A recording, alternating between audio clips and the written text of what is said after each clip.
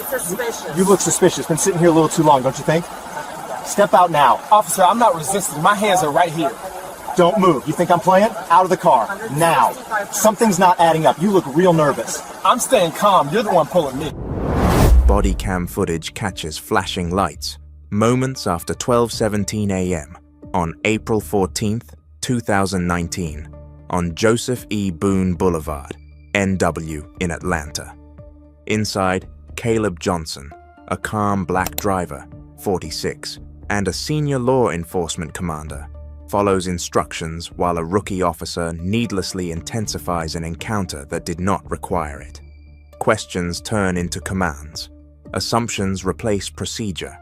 By the time backup is requested, the power dynamic has already shifted, setting in motion a response that would end one career and quietly affirm another.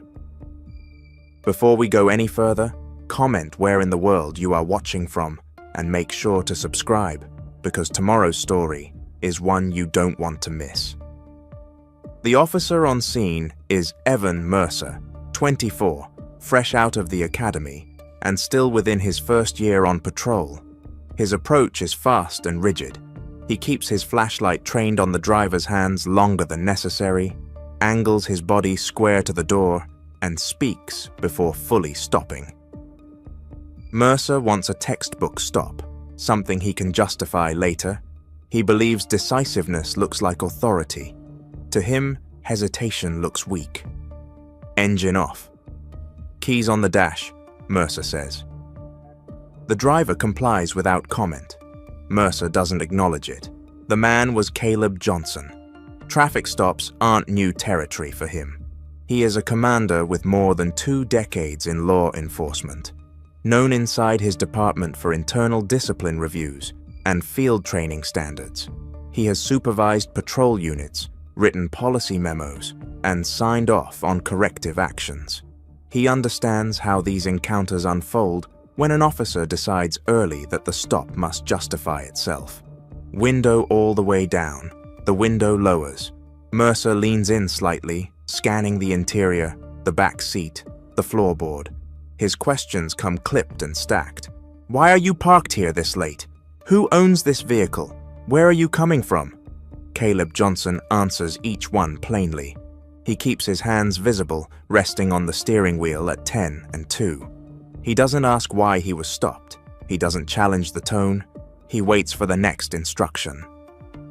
Mercer circles once, eyes on the tires, the plates, the trunk seam. He comes back sharper. You got any weapons in the car? No, sir. Anything illegal? No, sir. Mercer pauses, then asks again, slower, louder, as if repetition might change the answer. It doesn't. He keeps his voice neutral. Am I being detained, officer? Mercer doesn't answer the question. He asks for license and registration. Johnson provides both, moving deliberately before each motion. I'm reaching for my wallet now, Johnson says. Mercer nods once, eyes fixed, then steps back to the cruiser. The body cam records radio chatter as Mercer runs the information. No alerts, no warrants. The return comes back clean. Mercer doesn't wrap the stop up. He returns with a different posture, shoulders higher, chin up, step out of the vehicle. Johnson looks forward. For what reason, officer? Mercer tightens his jaw.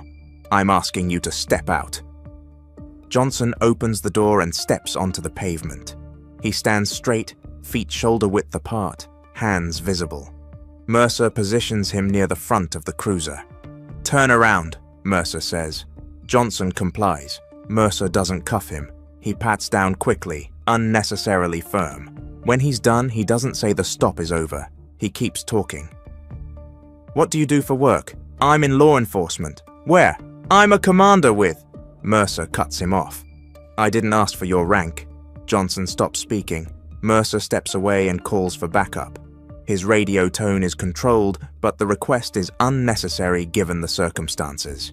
He frames it as officer safety. Back up to my location. Johnson waits, eyes forward. Traffic passes intermittently. A bus rumbles by. The street stays quiet. Mercer fills the time with more questions, circling back to earlier answers, probing for inconsistencies that don't appear. Each time Johnson answers, Mercer reframes the question. Sure about that? That's not what I'm asking. Answer yes or no. Johnson stays measured. Yes, sir. No, sir. Minutes pass. The sound of another cruiser approaches. Mercer straightens again, glancing toward the street. Johnson notices the shift. He remains still. Headlights wash over the scene as the second unit pulls in behind Mercer's car. The backup officer steps out and pauses, taking in the positioning. The driver standing free. No cuffs, no citation in hand, no clear cause. The backup officer looks at Johnson first, then at Mercer. "What's the situation?" the backup officer asks. Mercer starts to answer. Johnson says nothing. The body cam records the moment before anything changes. The pause, the assessment, the recognition that follows. The backup officer pulls in behind Mercer's cruiser and steps out slowly. His name is Sergeant Daniel Kovac, 41, a field supervisor with nearly 2 decades on patrol and Night W Watch Command experience. He doesn't rush, he's handled enough stops to know when something is off, before a word is spoken. Kovac pauses at the edge of the headlights, letting his eyes move without urgency. He notes the position of the vehicles, the lack of restraints, the absence of paperwork in Mercer's hands. He looks at Caleb Johnson again, this time longer. Johnson stands still, posture relaxed but formal, hands visible, eyes forward. "What's going on?" Kovac asks. Mercer answers quickly. "Suspicious vehicle. No, driver was uncooperative." Johnson turns his head slightly. "I've complied with every instruction." Mercer reacts immediately. "I didn't give you permission to speak." Kovac raises a hand, subtle but firm. "It's fine. Let him talk."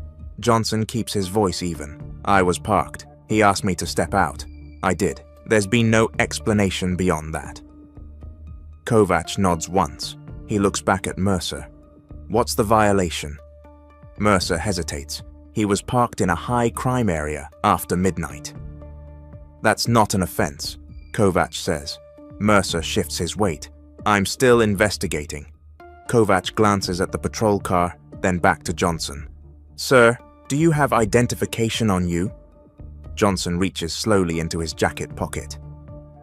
"I do. I'm going to hand it to you." He produces his credentials and extends them without stepping forward.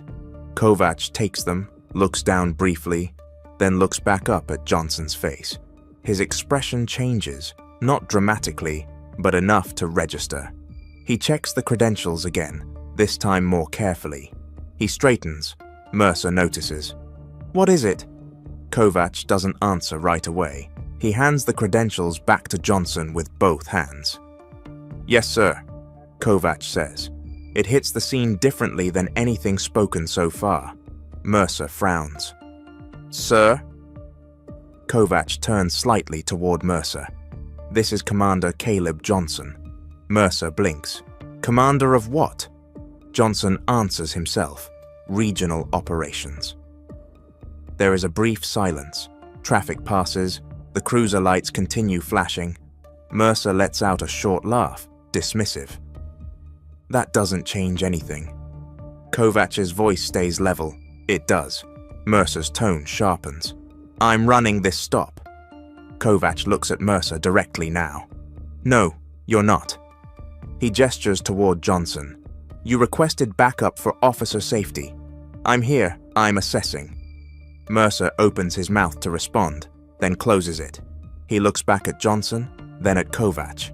Johnson remains quiet. Kovac asks Johnson, "Commander, were you informed of the reason for the stop?" "No," Johnson says. "Were you cited for anything?" "No." "Were you told you were under arrest?" "No." Kovac nods again. He turns to Mercer. "Why is he still here?" Mercer's answer comes slower this time. "I was just making sure." "Making sure of what?" Kovac asks. Mercer doesn't answer. Kovac exhales, controlled. You don't detain someone to make sure when there's no cause. Mercer's shoulders tense. He challenged my authority. Johnson speaks calmly. I asked if I was being detained. Kovacs looks at Mercer. That's not a challenge. Mercer looks away, jaw tight. Kovacs steps half a pace toward Mercer, lowering his voice, but not his firmness. You need to end this. Mercer shakes his head. Not yet. Kovacs straightens. Yes, now! Mercer turns toward his cruiser, then back again, as if weighing his options. He keys his radio, then stops himself. He looks uncertain the first time since the stop began. Kovacs addresses Johnson again. Commander, you're not being detained. You're free to go. Johnson nods.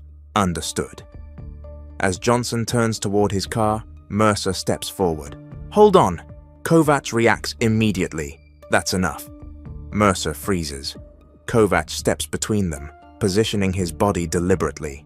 You've already overstepped. Mercer's voice rises. You're taking his side. Kovacs responds without hesitation. I'm following procedure. Johnson opens his car door. He pauses, looking back briefly, not at Mercer, but at Kovacs.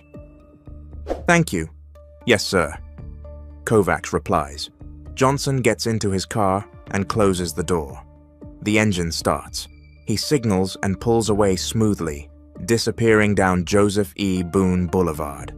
Kovacs watches until the car is out of sight. Then he turns fully toward Mercer. What was that? He asks. Mercer shrugs defensively. I was doing my job. Kovacs heads his head. No, you weren't. He gestures toward the cruiser camera. Everything you did is captured on camera.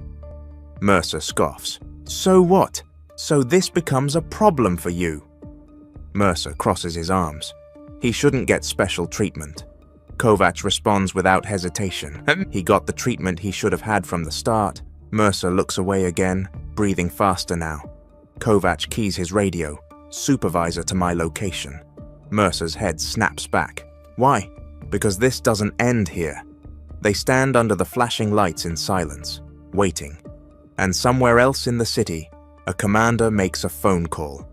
The supervisor arrives without urgency, parking behind the two cruisers and stepping out into the spill of red and blue lights. He doesn't speak immediately. He watches. He takes in Mercer's stance, Kovacs' position, the empty stretch of roadway where Johnson's car disappeared minutes earlier. Who called it in?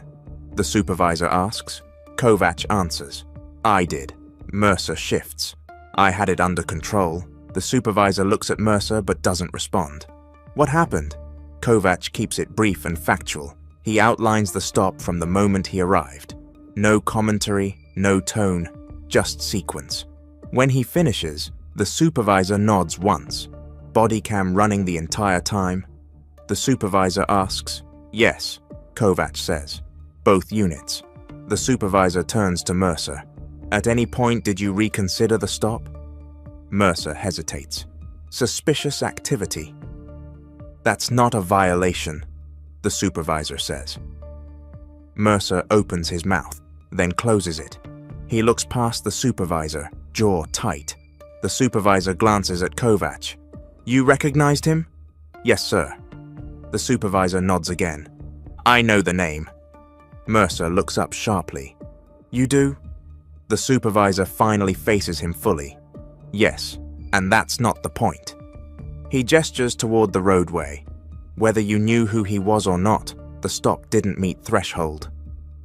Mercer exhales hard. So what? I'm just supposed to let people sit wherever they want? You're supposed to articulate cause. The supervisor says, you're supposed to de-escalate when there is none. Mercer looks down, then back up. He talked back. The supervisor doesn't raise his voice. He asked a legal question. There's a pause. The supervisor turns slightly, angling his body away from Mercer. He keys his radio and requests a unit number and timestamp. Then he stops and looks at Kovacs. Walk me through the credential moment. Kovacs explains how Johnson handed over his identification, how he confirmed it, how the information aligned with what he already knew. The supervisor listens, nodding. When Kovac finishes, the supervisor looks back at Mercer. At any point, the supervisor asks, "Did you reconsider the stop?" Mercer doesn't answer. At any point, the supervisor repeats, "Did you think you might be wrong?" Mercer swallows. "I didn't want to look weak." The supervisor lets the words sit. "Authority isn't about looking strong," the supervisor says. "It's about knowing when you don't have it." He gestures toward the cruiser. "Sit tight." Mercer stiffens. "Am I being suspended? Not right now. Right now you're being removed from patrol." Mercer's shoulders sag slightly as he walks toward the car. He opens the door and sits staring forward. The supervisor turns to Kovac. "I'll handle the paperwork. I'll need your report by end of shift." "Yes, sir," Kovac says. The supervisor nods once more and steps back toward his vehicle. Before he leaves, he pauses and looks at Kovac. "You did the right thing," he says. Kovac nods, but doesn't respond. The supervisor drives off. The lights fade. The street returns to quiet. Kovac remains standing beside his cruiser for a moment, then reaches up and turns off his own lights. He leans against the hood, exhales, and looks down the road, where Johnson disappeared. Several miles away, Caleb Johnson pulls into a quiet side street and parks. He sits in the car for a moment before reaching for his phone. He makes one call. He doesn't raise his voice. He doesn't describe feelings. He describes actions. "I was stopped. No citation, no cause. Backup arrived. Supervisor was called." There's a pause as he listens. "Yes," Johnson says. "I'll document it in the morning." He ends the call and sits for another moment before driving on. Back on Joseph E. Boone Boulevard, Kovac finishes his notes.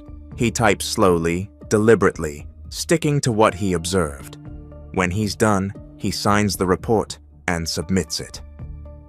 As he closes the laptop, a thought crosses his mind, not about the stop, but about what came next, the gesture that would later be referenced in internal briefings and training discussions. When Kovac first returned Johnson's credentials, before the supervisor arrived, before Mercer realized what was happening, Kovac had done something small but deliberate. He had straightened his posture. He had brought his hand up, fingers aligned, palm angled correctly. It wasn't for show, it wasn't for the camera, it was a salute, not because of rank alone, but because of recognition, of conduct, restraint, and command presence under pressure. No one spoke about it at the time. Mercer didn't understand what he was seeing. The moment passed quickly, almost unnoticed, but the footage would capture it clearly. And later, in a review room, paused and replayed frame by frame, that single gesture would become the clearest dividing line in the entire incident. One officer escalated to prove himself. Another recognized authority and stopped it, and the consequences were already in motion. The review begins 3 days later in a small conference room at headquarters. No press, no announcements, just a supervisor, internal affairs, and a monitor playing body cam footage from multiple angles. The room stays quiet as the stop unfolds exactly as it happened. No narration, no commentary, only timestamps and audio. The questions come after: why was the stop initiated? What violation was articulated? Why was the driver removed from the vehicle? Why was backup requested? Mercer answers carefully at first. He refers to training. He references officer safety.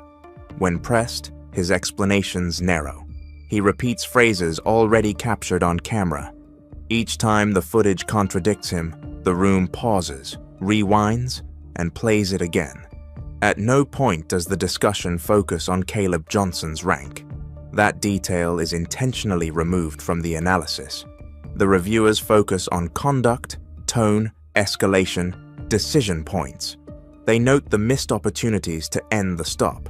They highlight the moment Mercer dismisses a lawful question as challenging authority. They mark the radio call for backup as unjustified. By the end of the session, the outcome is clear. Mercer is placed on administrative leave pending termination.